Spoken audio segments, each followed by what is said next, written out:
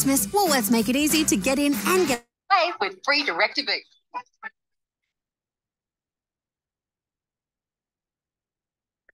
Počitovani naši, dobar dan. Od Silvana Ravlovska.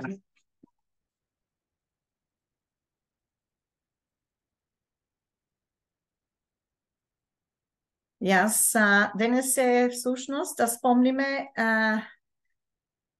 8 декември.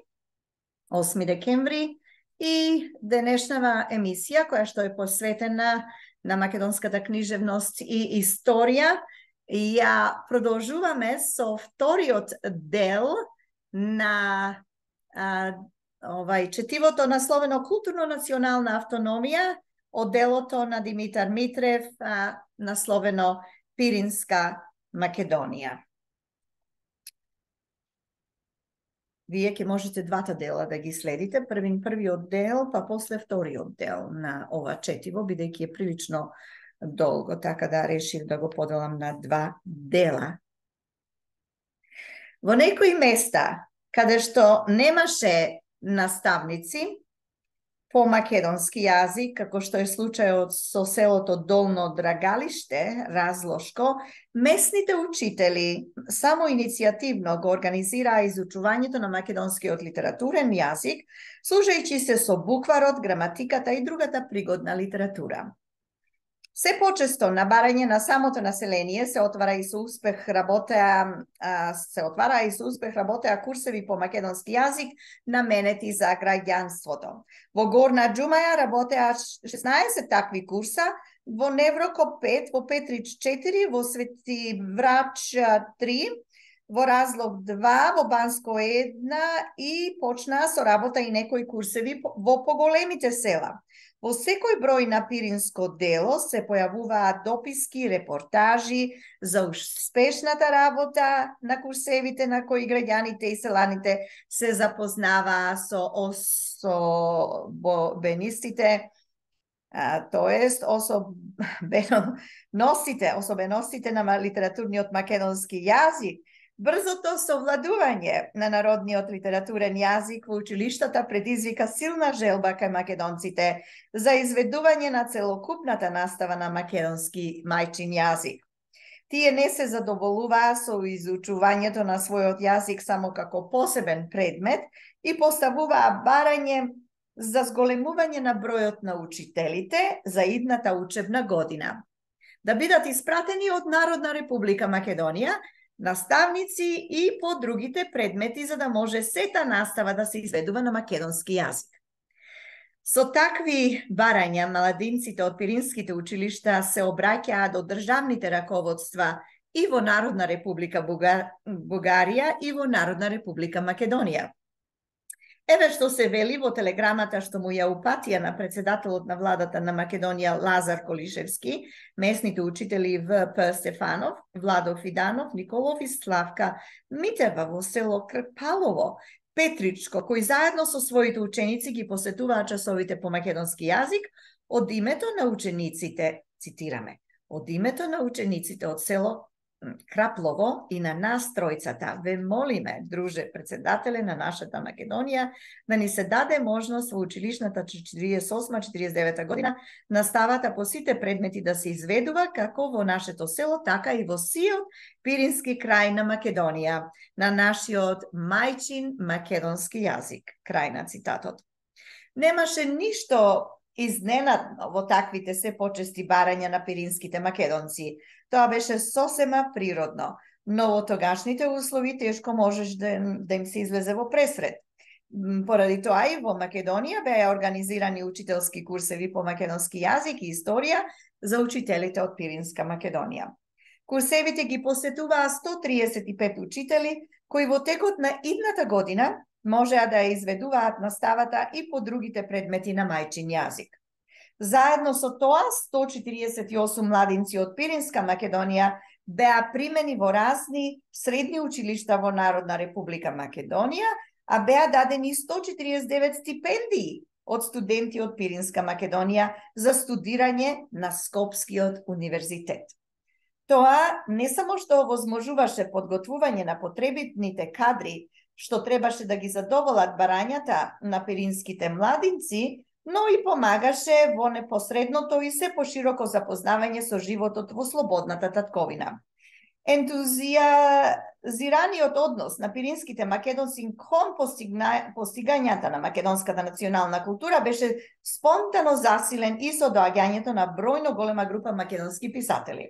Во текот на месец април 1948 година група македонски писатели одржаа предавања и читаа своји дела во сите пирински градови и во селата Јакоруда, Самитли или Симитли, Крупник, Левуново, Белица, Кулата, Гајтаниново и во рудникот Пирин, при кое беа одржани вкупно 34 литературни читања и предавања. Насекаде посетата беше масовна и интересот беше необично жив. Особено интересни беа читањата во училиштата каде што по писателите излегуваа ученици да читаат своји состави на македонски јазик или да рецитираат дела од присутните писатели. Постоеше нескриена амбиција да се покаже како совладувањето на литературниот јазик, така и љубовта кон него. Културно-националната автономија, колку и ограничена во поглед на сестраниот национален развиток и таква каква што беше, многу придонесе за слободното изразување на националната самосвест кај пиринските македонци. Требаше човек да биде присутен на републиканскиот октомвриски фестивал во Штип на 11 октомври 1947 година, на кој покрај играорски групи од цела Источна Македонија учествува и групи од цела Пиринска Македонија. Малку е да се рече дека тоа беше манифестација на една национално-културна заедница. Се преплетуваа народните носи и везови, но се преплетуваа и народните судбини. Стари луѓе од горноџумајскиот крај се присетуваа како во турско време доаѓале овде во пазарни денови, а младите од едната и од другата страна на границата се гледаа помеѓу себе, не гледаа всушност никакви разлики помеѓу себе, ни во говорот што го говореа, ни во песните што ги пееа. И заеднички ја чествуваа силата на својата заедничка национална самобитност. А никогаш порано не било така. За прв пат нашиот пирински крај учествува во такви свечености и тоа со така богата и интересна програма, пишуваше Пиринско дело во бројот од 13 ноември 1947 година. За прв пат се покажуваат пред светот оригиналните и по боја прекрасни наши народни носи од Разлошко, Неврокопско, Свети Врачко, Петричко, па и од Рамскиот и Серскиот крај. Тоа е еден голем културен почеток и дури сега ние имаме можност да се приклучиме во духовното творештво кон нашите браќа од Народна Република Македонија и да го дадеме својот придонес за изградувањето на заедничката национална македонска култура. Нека и таа важна културна појава не одушевува за нова работа и нови успеси. Неоспорна и целосно потврдена од самите постигнати резултати беше вистината дека многу брзо можеа да се ликвидираат последиците на минатото. Ако времето на резултатите не се ограничеше во време кое траеше само неполна година, од раната есен 1947 до раното лето 1948, културно-националната активност во Пиринска Македонија значеше и силен потик за уште поактивно учество на народот и младината во социјалистичкото преобразување на Бугарија. Самиот чин на автономијата беше еден од најопипливите резултати на новото, на социјалистичкото што се создаваше во Бугарија. Народот работеше и за својот културно-национален развиток и за зацврстувањето на социјалистичката Бугарија. Учителите што доаѓа од Народна Република Македонија го запознаваа населението со незините придобивки и воопшто со социјалистичкиот развиток во Нова Југославија, но и сами се запознаваа со социјалистичките придобивки во Пиринска Македонија и во братска Бугарија, се вели во ова дело на Димитар Митрев, и тие самите придонесуваа за нивното зацврстување. Тоа се истакнува и во резолуцијата на учителите од Народна Република Македонија по повод решенијата од 16-тиот пленум на Централниот комитет на БРП, цитирам, за нашата правилна политичка активност, како и за љубовта и довербата што ја имаме кај населението, може да послужат следните примери. За Младинскиот конгрес во Софија, Младината на село Левуново, Свети Врачко, го избра за делегат нашиот учител. Нашите учители во село Марикостеново, Петричко, во Добриниште, Разлошко и во други села беа ангажирани како предавачи во местните марксистички кружоци. Нашиот учител во село Бачево, Разлошко, покрај многобројните предавања од областа на марксизмот, ленинизмот, одржа како во тоа село, така и во околните села разјаснувачки предавања по повод Конгресот на Отечествениот фронт на тема Отечествениот фронт во Бугарија и неговата програма. Крај на цитатот. Разнострани беа придобивките од културно-националната автономија, но не беше лесно за некои раководни луѓе во Бугарија, кои никогаш не го третирале својот собствен великобугаризам како своја собствена тешка заблуда, да бидат сведоци на тие разнострани постигања, на тоа брзо изградување на македонската национална култура во овој со децении заборавен македонски крај, на широката употреба на македонскиот литературен јазик. Особено тоа последното. Таа употреба за нив беше не само симптом, но и ширење на една опасна епидемија. Не само во секој број на Пиринско дело, но и во секој број на весникот Македонско знаме, органот на емиграцијата, во текот на автономијата се појавуваа многубројни статии на македонски јазик. Завладеа немир, чив натрешен монолог звучеше. Премногу далеку се отишло. И тој монолог не остануваше само внатрешен, а се преобразуваше и во акција. А тоа пак значеше создавање пречки во спроведувањето на автономијата, уште пред незината лебедова песна. Одново се оживуваше едно добро позната атмосфера, од една страна убави изјави и декларации, а од друга практично обисилување на убавите изјави на декларациите. Автономијата беше еден чин изгласан од страна на бугарскиот парламент, но не еднаш самите државни просветни фактори се поставија во улогата на незини саботери. На театарот во Горна Џумаја, не само што со месеци не му беше одобруван печат со ознака Македонски народен театар, туку одговорните фактори од Бугарското министерство за просвета му препорачуваа да изведува на македонски јазик само пиеси од македонскиот народен живот, а сите други да се изведуваат на бугарски јазик. Тенденцијата беше сосема прозирна, бидејќи во јазикот на тие пиеси преовладуваат фолклорните и дијалектните форми, македонскиот јазик да се прикаже само како дијалект. А како дијалект, тоест како неоформен литературен јазик, не е погоден за изведување на пиеси од повисок ранг. Единствено погоден за тие пиеси може да биде само еден развиен литературен јазик, а таков јазик е бугарскиот. Меѓутоа, таа тенденција не остануваше само со дејството на заклучок кој следува сам по себе. Тоа се изразуваше сосема одредено и сосема акционо. Со неа требаше да им се нанесе удар на успесите што ги бележеше автономијата, тоест удар на пробивот на македонскиот литературен јазик во широката употреба на пиринските маси, кај интелигенцијата и кај самите активисти, кои почнаа на тој јазик да пишуваат и директни статии. Тоест, директивни статии.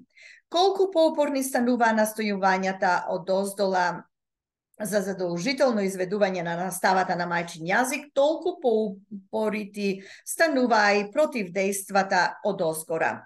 На партиски или отежествено фронтовски конференции на кои присуствуваа представници на највисоките раководства, самите тие представници им препорачуваа на народот и младината да се учат и развиваат и не на македонскиот неоформен и неразвиен јазик, туку на одамна формираниот и одамна развиен бугарски јазик.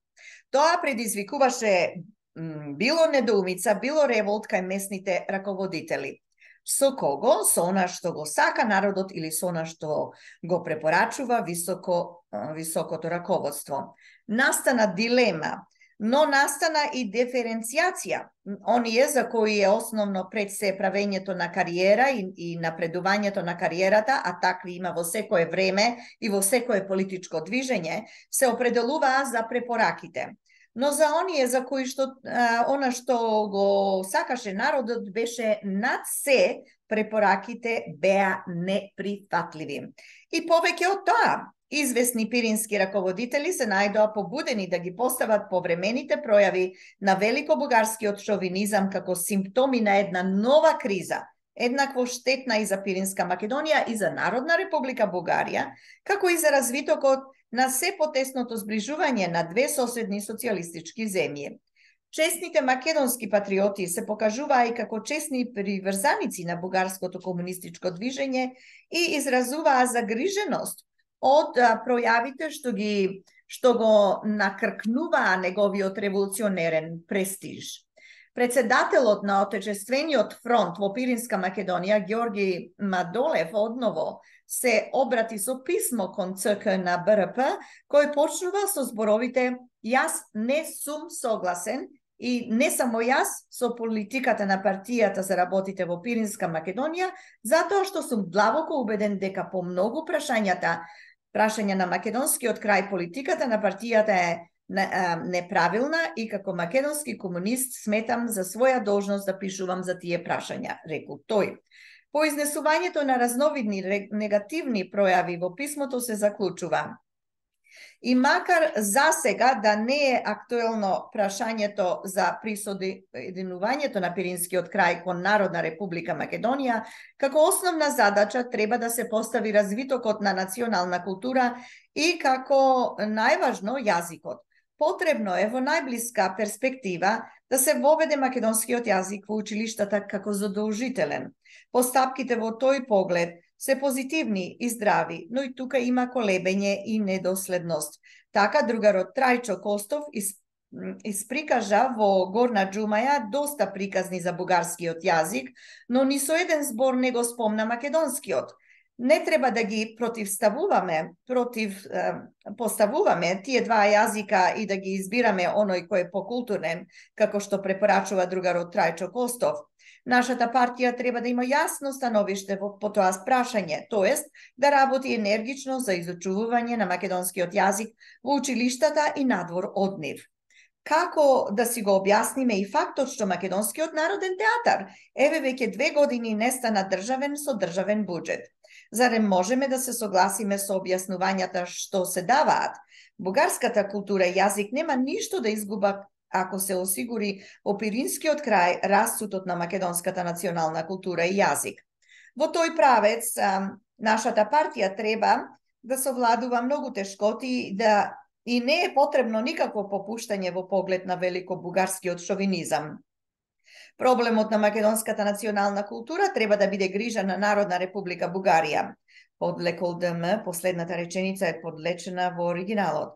Тоа писмо беше една навремена сигнализација, но она што беше навремено за некои раководители на БРП беше токму попуштањето на притегнатиот великобугарски шовинизам. Тие раководители не се сообразуваа со барањата на масите и на еден немал дел од раководството на Пиринска Македонија, а затоа пак се сообразуваа со информбировскиот предисторијат, тоест со преписката помеѓу ЦК на КПЈ и ЦК на КПСС. За нив беше удрил часот на непопуштање пред барањата на пиринскиот народ и на попуштање пред великобугарскиот шовинизам, чии единствени авторитетни представници сега можеа да бидат само тие, бидејќи неговите буржоаски авторитети лежеа или во земјата или по затворите. Прво требаше да се оддалечат од Пиринска Македонија оние тамошни раководители што покажуваа непослушност спрема препораките. Така, членот на областниот комитет БРК и председател на областниот комитет на ОФ во Горна Џумаја, Георги Мадолев, беше испратен во Варна и униформиран како политработник во Морнарицата. Еден друг член на областниот комитет на БРП во Горна Џумаја, Ефтим Георгиев, кој во дискусијата на 10-тиот пленум на ЦК на БРП отворено ја означи економската политика на Отечествен фронтовската влада спрема Пиринска Македонија како полуколонијална, беше повлечен на работа во Софија. И се така беа оддалечувани од Пиринска Македонија оние раководители што беа најдлабоко навлезени во социјалната национална проблематика. Она што требаше да последува потоа беше пропагандната работа кај оние што остануваа во Пиринска Македонија, кај масите кои премногу се истрчуваа во своите сосема одредени македонски барања. Пропагандната работа во почетокот се изразуваше во привлекувањето на младината кон далеку по привлечниот бугарски јазик. Отпочна нешто како лицитирање меѓу тие два јазика. Се почести станаа посетите на бугарски и татарски групи или трупи, кои со јазикот и со репертуарот и со изведбата требаше да ја покажат предноста на бугарската сценска уметност, па да се прикажат како наивни пионерски усилби на театарот во Горна Џумаја. Конкурентското се повикуваше на помош и преку читањата што ги одржуваше една група бугарски писатели, веднаш по читањата на групата македонски писатели. На младинците им се даваше згодна можност да спроведуваат и да избираат помеѓу двата јазика и помеѓу двете литератури. Се нижеа и други манифестации од истиот тој споредбен и конкурентски карактер. Но своето си остануваше свое, па се нижеа и оние веќе познати барања за двојно повеќе учители по македонски јазик и за целокупната настава на македонски јазик. Сето тоа лицитирање и сета таа конкуренција беше една залудна работа и длабоко наивна. Јазикот и литературата кај секој народ кој е во почетокот на својот регионален развиток не се и не може да бидат на степенот на јазикот и литературата кај народите со продолжителен слободен национален развиток. Азбучна вистина која трае со векови. И кога принципот на националното самоопределување би капитулирал пред такви вистини, тој принцип не би ни постоел. Кога се утврди дека по пат на лицитирање и конкуренција не се менува ништо во народното расположение кај македонскиот литературен јазик, беше пуштено откритието дека тој јазик е тешко совладлив, поради честата употреба на србизми. Сега се влегуваше во една област чисто лингвистичка, но пак со познатата наивност и бесплодност, зашто пак се доаѓаше во конфликтот со аксиоми кои трајат со векови. И кога македонците со векови живееле во соседство со срби, бугари и грци, понекогаш и во заеднички држави, природно е што нивниот јазик трпел влијанија од сите соседни јазици, како што и тие трпеле влијанија од јазиците што им биле соседни. Лингвистиката одамна ги покажала тие влијанија како природни и неизбежни во однос на сите јазици. И македонскиот јазик не би можел да биде еден исклучок од вистините што ги утврдила самата лингвистичка наука. Засилувањето на пропагандата од таков вид необично многу му пречеше на нормалното развивање на културно-националната автономија. Но таа тогаш постоеше, таа тогаш дејствуваше, наспроти тешкотиите и со ефектот на своите акции ги чинеше безефектни. Но се дојде до други акции, до акциите што ги наметна атмосферата создадена со резолуцијата на Информбиро. Во таа атмосфера, остатоците на великобугарскиот шовинизам, за чие уништување толку многу пишуваше бугарскиот партиски печат до Информбировската резолуција, одново можеа да излезат во преден план. Ете, тоа беше тоа четиво во два дела. Следете го прво првиот дел, па после овој дел. Следниот пат ќе продолжиме со ново четиво, Информбировската кампања во Пиринска Македонија. Ќе биде мощно интересно, се надевам дека ќе ми се придружите. Од мене Силвана Павловска и програмата Во Фокус, која што се емитува на YouTube каналот широм светот. Јас ви благодарам за вашето внимание и се слушаме следниот пат. До гледање и се најдобро.